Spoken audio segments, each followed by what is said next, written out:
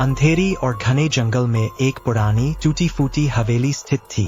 स्थानीय लोग कहते थे कि हवेली में कोई रहता नहीं, बल्कि वहां एक पिशाचिन का निवास है। पीढ़ियों से इस स्थान की कहानियां गांव के हर बच्चे को डराने और गांव वालों को उस जंगल के पास जाने से रोकने के लिए सुनाई जाती थीं। गांव के बूढ़े लोग कहा करते थे कि 100 साल पहले इस हवेली में एक नवविवाहित महिला सविता अपने पति के साथ रहती थी। उसकी शादी अरमान नामक एक प्रतिष्ठित व्यापारी से हुई थी, लेकिन अरमान को लालच और सत्ता का नशा था। उसने शैतानी शक्तियों से एक समझौता किया था, जिससे उसे अपार दौलत तो मिली, लेकिन कीमत सविता के प्राणों की थी। जब सविता को अपने पति की साजिश का पता चला, तब तक बहुत देर हो चुकी थी।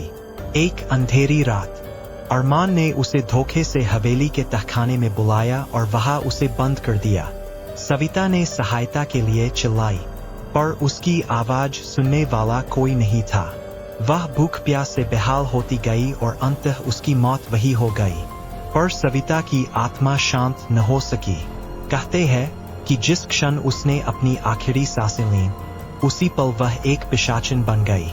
उसकी आत्मा ने कसम खाई कि वह अरमान और उसके वंशजों से बदला लेगी। कुछ साल बाद अरमान की अकाल मृत्यु हो गई। उसके घर का हर सदस्य एक एक कर गायब होता गया। गांव के लोग कहते थे कि यह सब सविता की आत्मा का बदला था। हवेली वीरान हो गई, लेकिन सविता की कहानी गांव वालों की दहशत में बनी रही। लोग कहते हैं कि हर पूर्णिमा की रात हवेली से किसी महिला के रोने की आवाजें आती है। कोई भी उस जंगल में रात के समय नहीं जाता था। जो गए वे या तो लौटे ही नहीं या अपने होशवास खो बैठे। लेकिन कुछ कहानियां लोगों के साहस को आजमाती है। ऐसे ही गांव के दो युवा अर्जुन और रोहित, जिनका साहस और जिज्ञासा मशहूर थी, उन्होंने तय किया कि वे पिशाचिन की सच्चाई का पता लगाएंगे। एक रात दोनों दोस्त हवेली पहुंचे। चांदनी रात में हवेली और भी डरावनी लग रही थी। दरवाजा चरमराते हुए खुला। अंदर घुसते ही ठंडी हवा का झोंका और एक सिहरन उनके रोंगटे खड़े कर गई। तहखाने तक पहुंचने के लिए उन्होंने पुरानी सीढ़ियों का सहारा लिया।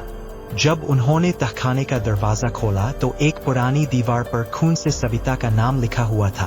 तभी एक ठंडी और भयंकर चीख ने उनकी हड्डियों को जमा दिया। सविता पिशाचिन के रूप में उनके सामने प्रकट हुई। उसकी आंखें लाल अंगारे जैसी जल रही थीं और उसकी आवाज पूरे तहखाने में गूंज रही थी। उसने अर्जुन और रोहित से पूछा, तुम यहाँ क्यों आए हो? अर्जुन ने साहस जुटाकर कहा, हम तुम्हारी कहानी को समझने और तुम्हारी आत्मा को मुक्त करने आए हैं। सविता ने पहले सोचा कि वे भी उसकी तरह धोखा देने वाले होंगे, लेकिन जब दोनों ने अपने इरादे साबित किए तो उसने अपनी कहानी सुनाई।